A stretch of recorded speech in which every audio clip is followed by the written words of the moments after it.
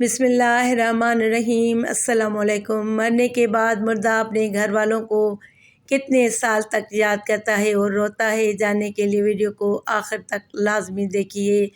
دنیا اور آخرت کے بعد ایک اور عالم ہے جس کو عالم برزخ کہتے ہیں۔ مرنے کے بعد اور قیامت سے پہلے تمام انس و جن کے ارواح حسب مراتب اس میں رہنا ہوتا ہے۔ روح کہیں بھی ہو، جسم کے ساتھ اس کا تعلق ہوتا ہے۔ قبر پر آنے والوں کو پہچانتی ہے، اور یہ کہنا کہ فلاں کی روح فلاں کے اندر چلی گئی ہے یا اس نے دوبارہ جنم لیا ہے، یہ عقیدہ قرآن و حدیث کے خلاف ہے۔ حدیث شریف میں ہے، جب مسلمان مرتا ہے اس کی راہ کھول دی جاتی ہے کہ جہاں چاہے جائے۔ سعید بن مسیب رضی اللہ تعالیٰ عنہ سے مروی ہے، حضرت سلمان فارسی رضی اللہ تعالیٰ عنہ حضرت عبداللہ بن سلام رضی اللہ تعالیٰ عنہ وہاں ملے، ایک دوسرے سے کہا کہ اگر مجھ سے پہلے کوئی انتقال کرو تو مجھے خبر دینا کہ وہاں کیا پیش آیا ہے۔ کہا کیا زندہ اور مردے بھی ملتے ہیں؟ یعنی فرمایا ہاں، مسلمان کی روح جنت میں ہوتی ہے، انہیں اختیار ہوتا ہے جہاں چاہے جائیں۔ کیا مرنے کے بعد مردے اپنے گھر والوں کو یاد کرتے ہیں؟ دیکھیں، جب کسی انسان کا انتقال ہو جاتا ہے تو وہ مرنے والے شخص کو یہ معلوم ہوتا ہے کہ ہم اس دنیا سے منتقل ہو کر اس دنیا میں یعنی عالم برزخ میں گئے ہیں، اور اس کو یہ ساری چیزیں یاد ہوتی ہیں کہ ہمارا گھر ہے، مکان ہے، رشتہ دار ہیں، عزیز و اقارب ہیں، اور ہمارے بہن بھائی اور ہماری ایک فیملی ہے۔ اور یہاں تک کہ جب اس مردے کی روح نکل جاتی ہے، جب اس کو دفنایا جا رہا ہوتا ہے، تو پھر اس وقت وہ مردہ اپنی آنکھوں سے ساری چیزیں دیکھ بھی رہا ہوتا ہے، یعنی کہ اس کو جو روح ہوتی ہے وہ ان ساری کو دیکھ رہی ہوتی ہے، اور اس کو یہ پتہ ہوتا ہے کہ اب ہمیں کفن پہنایا جا رہا ہے اور اب ہمارے جنازے کو اٹھایا جا رہا ہے۔ لہٰذا نیک بندہ تو یہاں تک کہتا ہے کہ جب اس کے جنازے کو لوگ اٹھاتے ہیں تو وہ کہتا ہے کہ اے لوگو، جلدی مجھے لے کر قبرستان کی طرف چلو اور بہت جلد مجھے میرے اصلی ٹھکانے میں یعنی قبر کے اندر پہنچا دو، کیونکہ اس کو موت پر ہی پتہ چل جاتا ہے کہ اس کا آگے ہونے والا کیا ہے، یعنی آگے والے جو مرحلے ہیں وہ اچھے ہیں، اس کے لیے ہیں، آسان ہے یا سخت ہے، مشکل ہے، کو پہلے سے پتہ ہو جاتا ہے۔ کیونکہ روح نکلنے کے وقت کی جو سختی ہے، روح نکلنے کی، اس سے مردے کو محسوس ہوتا ہے، تو مومن بندہ کہتا ہے مجھے جلدی لے کر چلو اور مجھے قبر کے اندر اتار دو، میرے اصلی ٹھکانے تک پہنچا دو۔ کیونکہ آقا علیہ الصلوۃ والسلام نے ارشاد فرمایا، دنیا مومن کی قید خانہ ہے، کافر کے لیے جنت ہے، اور جو گناہ گار فاسق فاجر بے نمازی انسان ہوتا ہے وہ چیخ چیخ کر یہ کہنے کی کوشش کرتا ہے کہ اے لوگو، تم مجھے کہاں لے کر جا رہے ہو؟ اے میرے بچوں، اپنی فیملی سے کہتا ہے کہ میں نے اپنے بچوں کے لیے بہت زیادہ کمایا اور ان کے لیے گھر مکان بنایا، اور اب تم ہمیں ہمارے گھر سے نکال کر اندھیری قبر کوٹڑی کے اندر کہاں ڈالے جا رہے ہو؟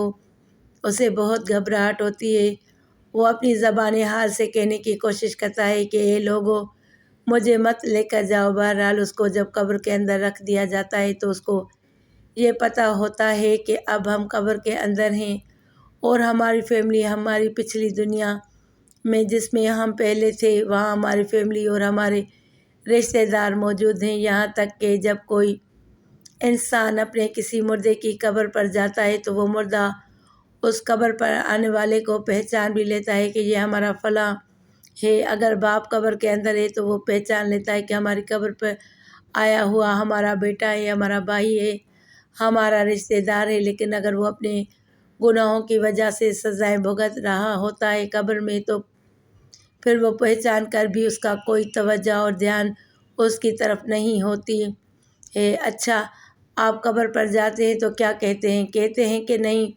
السلام علیکم یا اہل القبور، اے قبر والو، تم پر سلامتی ہو۔ اس سے مراد وہ فرشتے ہیں جو قبر کے اندر ہیں، اور وہ مردہ جو قبر کے اندر ہے اس کو یہ چیز پتہ ہوتی ہے، وہ پھر وہاں سے یاد بھی کر رہا ہوتا ہے اپنے گھر والوں کو۔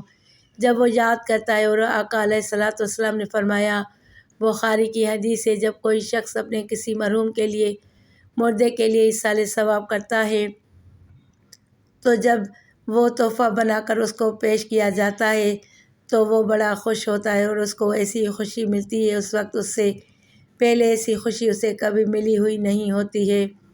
جب کوئی بندہ کسی کے لیے ایصال ثواب کرتا ہے جو اس وقت اس کو خوشی ملتی ہے تو بہت زیادہ خوش ہوتا ہے، تو بہرحال وہ اپنے گھر والوں کو یاد کرتا ہے۔ جو گناہ گار بندہ ہوتا ہے اسے یہ دنیا بہت یاد آ رہی ہوتی ہے کہ ہم بہت عیش کی زندگی میں تھے، کیونکہ اس کے لیے وہ جنت تھی۔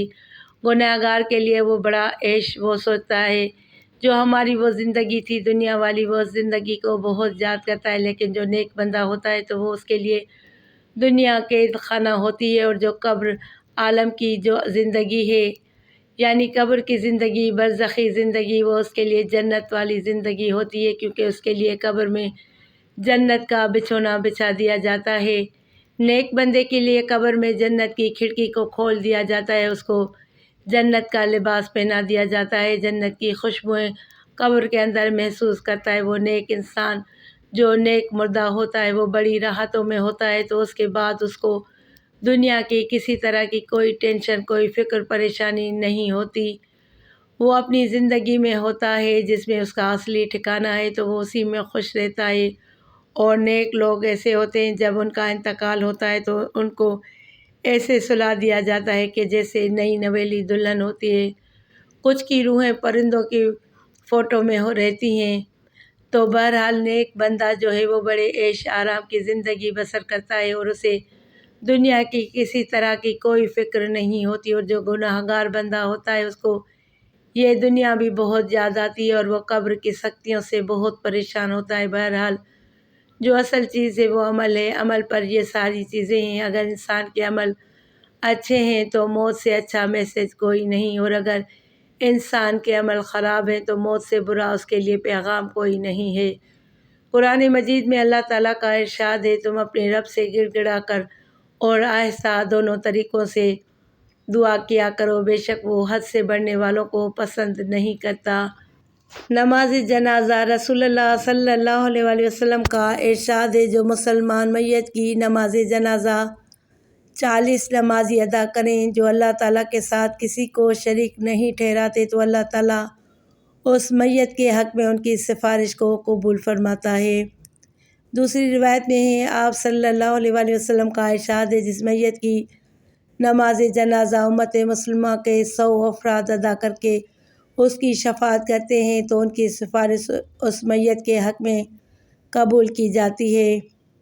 امام ابن قیم رحمۃ اللہ تعالیٰ علیہ فرماتے ہیں، نماز جنازہ کا مقصد میت کے لیے دعا ہے، قبر کے پاس کھڑے ہو کر دعا اور مغفرت طلب کرنا۔ حضرت عبداللہ بن عمر رضی اللہ تعالیٰ عنہ کی روایت ہے کہ رسول اللہ صلی اللہ علیہ وآلہ وسلم جب میت کو قبر میں رکھتے تو فرماتے، بسم اللہ واللہ سنت رسول اللہ، اللہ تعالیٰ کے نام سے اور رسول اللہ صلی اللہ علیہ وآلہ وسلم کے طریقے پر نیز۔ حضرت عثمان بن عفان رضی اللہ تعالیٰ عنہ کی روایت ہے، وہ کہتے ہیں کہ جب رسول اللہ صلی اللہ علیہ وآلہ وسلم میت کی تدفین سے فارغ ہوتے تو قبر پر ہو کر فرماتے، اپنے بھائی کے لیے مغفرت کی طلب کرو اور اس کے لیے ثابت قدمی مانگو، اس لیے کہ ابھی اس سے سوال کیا جائے گا۔ تو اللہ رب العالمین کی بارگاہ میں دعا ہے، اللہ تبارک و تعالیٰ ہم تمام لوگوں کو خوب اچھے اور نیک عمل کرنے کی توفیق عطا فرمائے۔ تمام احباب سے گزارش ہے کہ اللہ تعالیٰ کے 99 ناموں میں سے ایک نام ضرور لکھیں۔ جزاک اللہ خیراً کثیرا۔